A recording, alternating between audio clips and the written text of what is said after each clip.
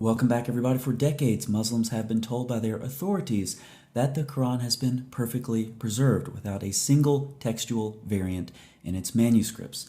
The number of Muslims, however, who believe this lie is declining since evidence to the contrary has arisen. Much evidence has come to light on this issue in recent decades, and much of it is easily available to the public. As such, many Muslims simply abandon this theory of miraculous preservation of the text of the Quran and resort to the second option, that the Quran has been perfectly preserved through memorization and oral recitation. However, this theory has some problems. Number one is the trust issue. Muslims have told us over and over and over and over and over and over and over again that the Quran has been miraculously preserved, not a single variant in its manuscripts.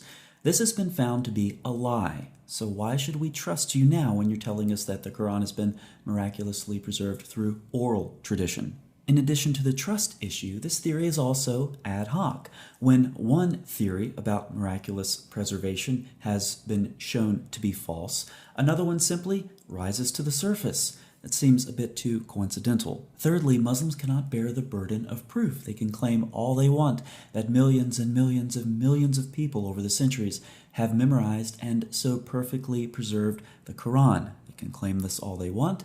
They can believe it all they want, but they can't prove it. Number four, it fails to explain variants in the manuscripts themselves. Now, this can be unpacked in a couple of different ways. One of them is to look at the variants themselves and say, these don't look like variants that have arisen through a strong oral tradition of the Quran. So that's the first way, and that's what we're going to look at in this video. But there's also a second way to look at this. If there was a strong oral transmission of the Quran present, then the early Muslims did not know about it. And there are a couple of different reasons why that's true, but we can actually look back at times when Ibn Abbas and Ali proposed changes to the text of the Quran, corrections to it. They did not reference an oral preservation or an oral tradition of the Quran to do this. They were looking at manuscripts. So if there was some sort of a miraculous oral preservation of the Quran, the early Muslims did not know about it, and indeed it would have had to have separated very early from the written textual transmission of the Quran. More on some of that as we go through this video. Fifthly, Muslims have to explain why belief in perfect oral preservation is simply a modern development. Why does this look so much like a doctrine among Muslims that has simply evolved with time? The early Muslims certainly didn't know about it. We find Ali proposing emendations of the Quran, as well as Ibn Abbas. And here is some more very problematic evidence. Let none of you say, I have got the whole Quran. Much of it is gone. Simply say, I have got what has survived. Additionally, we have evidence from Sahih Muslim for certain surahs being forgotten. Now, there's much more we could say along these lines, but you can see why these 5 points present such a difficulty. But there is another difficulty for Muslims, and this one is possibly the most significant for many. Lurking behind the sentiment that scholars proposing emendations of the Quranic manuscripts as an act of enormous hubris is a sensitivity to popular Islamic reverence for the Quran, and attendant claims that it is God's eternal speech, that its continuous oral transmission has prevented its textual corruption or modification. Such attitudes, while they accurately reflect what Muslim youth are taught at home or at the local mosque, do not hold up when examined in the light either of Western critical scholarship or of traditional Islamic scholarship on the Quran. Now let's get the opinions of some scholars who actually spend their time in Quranic manuscripts to see what they say about the nature of textual variants in the Quran. Daniel Brubaker says the scribes looked at an existing copy in order to make a new copy, rather than either writing from memory or writing from hearing a recitation. Now, why is this the case? Well, when you look at the types of mistakes that are in the manuscripts of the Quran, what we see is the omission of words and phrases, for example, or perhaps repeating words or phrases.